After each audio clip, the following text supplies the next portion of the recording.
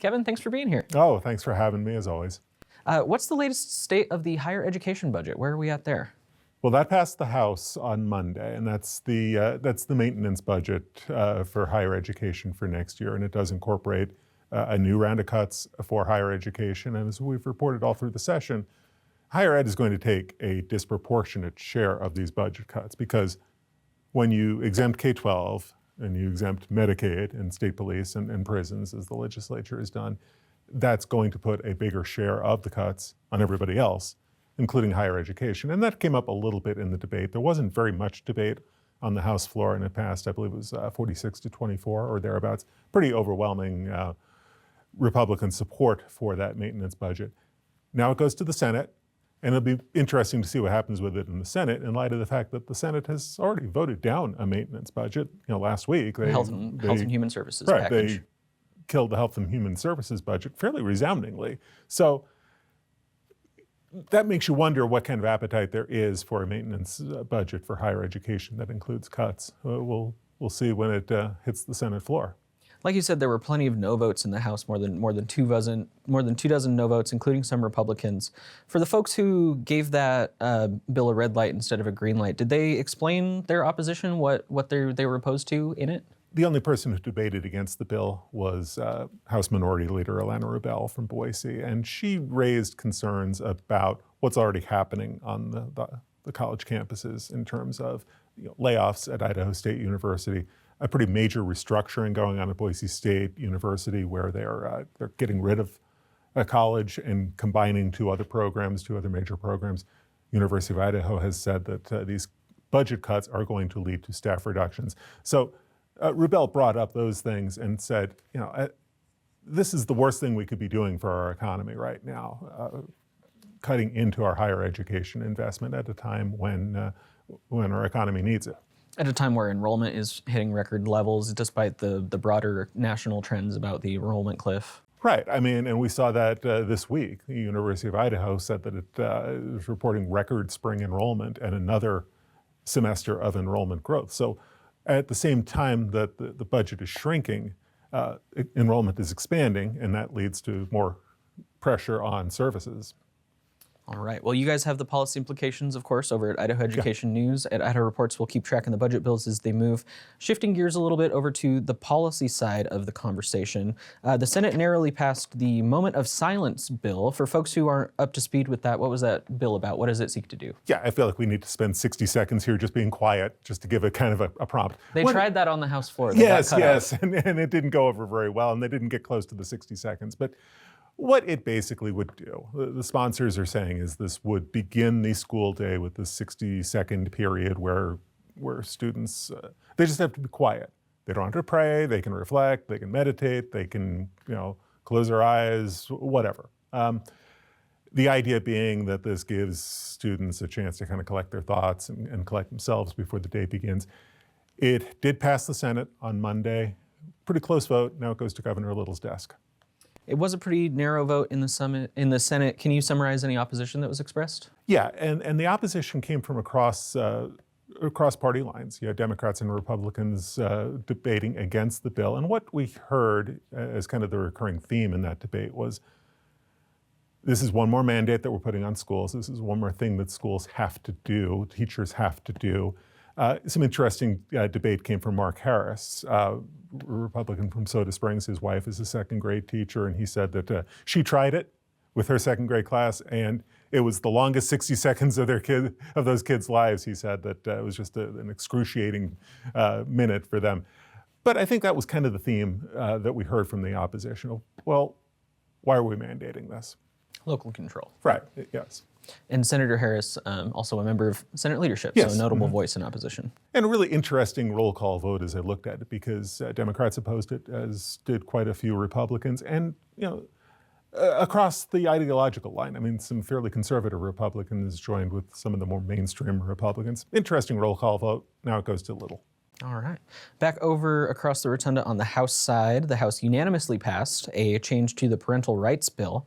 This touches on schools, but a lot of other areas as well. First of all, catch us up to speed. What was the issue that was caused that needs fixed? This is a bill that is supposed to fix a 2024 law about parental rights and parental control.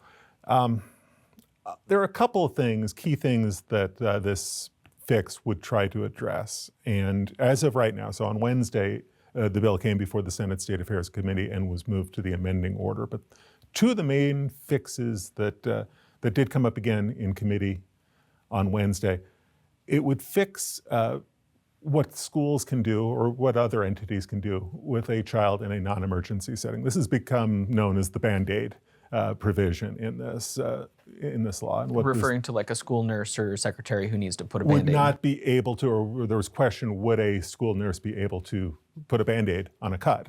The clarification in the new bill is supposed to make it clear that, yes, they can do that.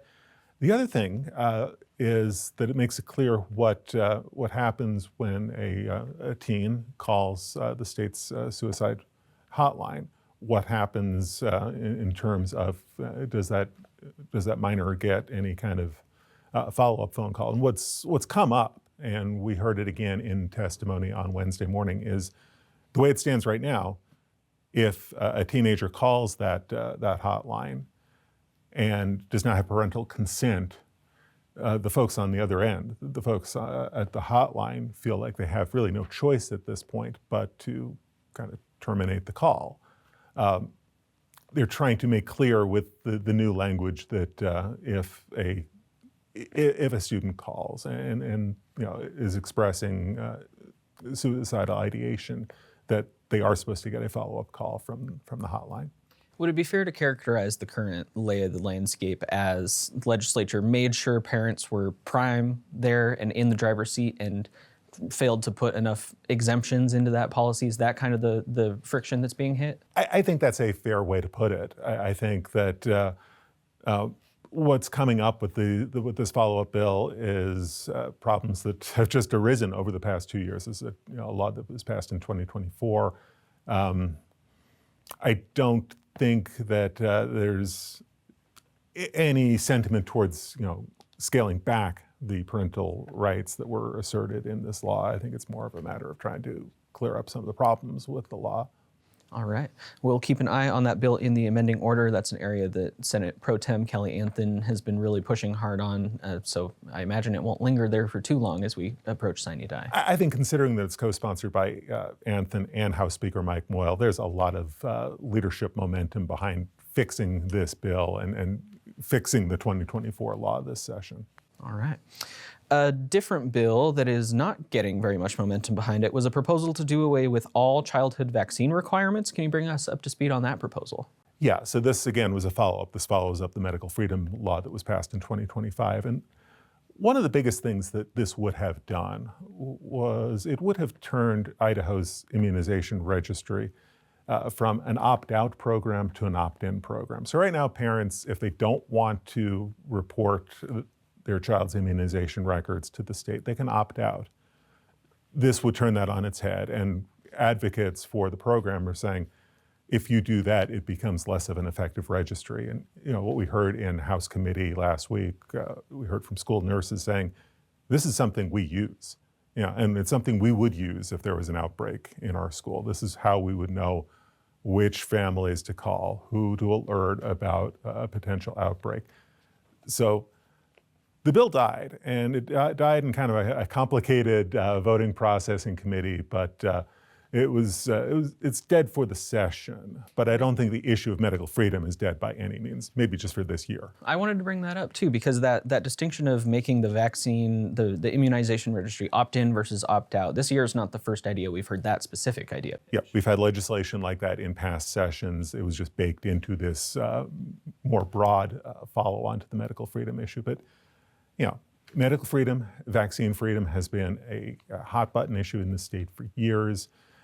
We already have basically a system that allows parents to opt out of reporting vaccines to their school. They can just simply sign a form. They can simply turn in a slip of paper that says, we're opting our children out of vaccinations. I remember a former senator on the floor saying the vaccine requirement has an exemption you could drive a truck through. It's basically an exemption that any parent can just fill out a form and just tear out a piece of paper and go with that. It's not a very difficult process to opt out of reporting vaccinations, which consequently means that Idaho has some of the highest opt-out rates in the nation and some of the lowest reported immunization rates in the nation. So we could have had kind of a compounding effect here. If schools aren't necessarily getting that information and it wasn't going into IRIS is the acronym, that vaccine registry, it's not getting recorded anywhere at that point. Is that accurate? That is accurate, and that becomes the conundrum for schools if you have an outbreak, because then you can't really tell for sure, which students are vaccinated and which students are not, because schools still do have some authority in the event of an outbreak, but without the information, it's really difficult for them to move forward. Okay.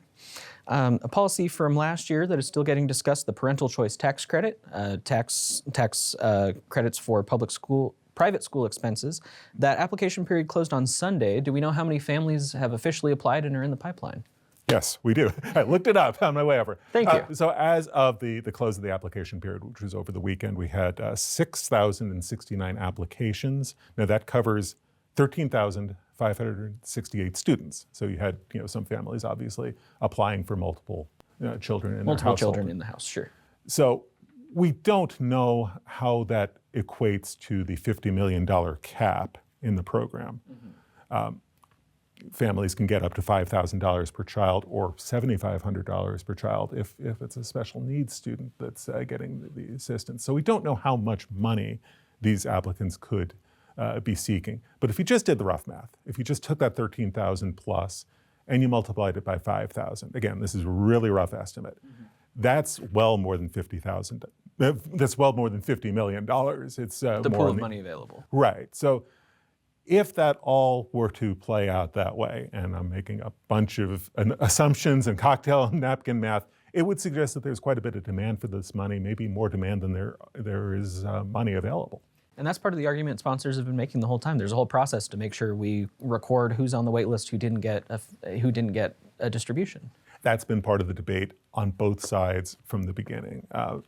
With opponents saying on the other side of the coin, this program is just going to explode, it's going to expand, it's going to bust the budget, as it has expanded, wildly in states like Arizona. I mean, that's been the debate over private school choice in Idaho for years, and I don't see that debate going away anytime soon, especially as we get more data, as we get more of a sense of how much demand there is on this money. And to be clear, it's not just a blank $5,000 check for every kiddo. It's an actual, you have to turn in receipts and you get back reimbursement for the expenses that you paid. Yeah, and that's why using that $5,000 cocktail napkin estimate is really rough estimate, because there may be quite a few parents that are seeking far less than the $5,000. All right. Well, final question for you as we get closer to the end of session here, hopefully. What remaining education issues and budgets are you keeping an eye on? In other words, what comes next before we go home? Yeah, hopefully is working hard here. Operative word. Yes. What I'm watching for now in the last throes of the session is what happens with the Idaho Digital Learning Alliance. This is the state's online learning platform. It's widely used, especially in rural Idaho. Homeschools and public schools. Yes. And you've had a number of bills, the most recent one came through the House Ways and Means Committee on Tuesday, to try to rein in some of what's happening with IDLA. You got to go back to the beginning of the legislative session. Governor Little said that he wanted to cut about $10 million from IDLA's budget. That's a pretty big hit, because this is about a $25 million a year program. And we've had various iterations of bills to address IDLA. We had a bill that didn't go anywhere in the House that would have gotten rid of the program entirely. We've had other bills that have tried to take different slices out of that budget. The latest one would be about a $13 million hit on this program. So it basically cut its funding pretty much in half. Pretty close to it, sure. And we cut some programs that are pretty popular around the state. There's a program called Launchpad. That's an early reading program for kids from kindergarten through 5th grade. That would be on the chopping block. So would driver's education. That's offered through IDLA as well. So there are a lot of pieces in this. And like I say, if we are really heading into the final few weeks of the session, this bill just barely got introduced.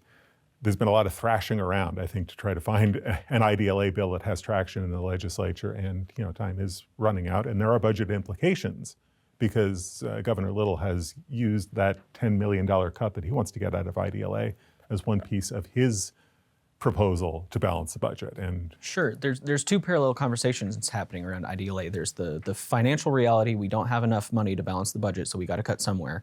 And on the other side, there's the political and policy discussions. There's claims of double dipping. If teachers are teaching classes for their school district and for IDLA, are they getting paid twice? If a kid is at a school district and taking IDLA classes, or a homeschooler is taking IDLA classes, who in the funding formula gets that money? It seems like there's a really big debate that we've been talking about for years about the funding formula broadly and how these different modes of education get parsed out. yeah, you're absolutely right. And we're seeing it also, and we've seen it also this session in the debate over other virtual learning programs, namely the Idaho Home Learning Academy. These are different programs, different acronyms. More of a virtual charter school That framework? is a virtual charter school that has grown wildly during the pandemic and was the subject of a very scathing report from the Office of Performance Evaluations about how IHLA spends state dollars, how it distributes state dollars back to parents to reimburse education costs. Anyway, and I think there are parallels here between IDLA and IHLA in that the debate over IHLA has budget implications. Governor Little has wanted to cut funding for that program and for virtual schools in general. We had a policy bill that addressed a lot of the issues from that Office of Performance Evaluations report, passed unanimously. I mean, it sailed through the legislature, addressing some of the policy issues, but also maybe at the same time making it more difficult to really address the budget issues, because proponents for IHLA can say, we're addressing the problems that were raised in the report. If you can say now we're following policy, then why take money away from Right. us? We have new policies, we have new safeguards in place. Give us a chance and give us the time and the latitude to show you that we're doing this differently. So when you start to put the policy issues and the budget issues together and try to address them in the same session, it gets a little bit messy. And we've seen it with IHLA, and I think we're seeing it to some degree too with IDLA. All right. Well, there is, of course, balancing the budget is the one thing they're constitutionally required to do. We'll see what upstream of that finally gets done. Yes, they have one job, and we'll see how it works out. Kevin Richert, Idaho Education News, thanks so much for coming down and speaking with us. Thanks, Logan.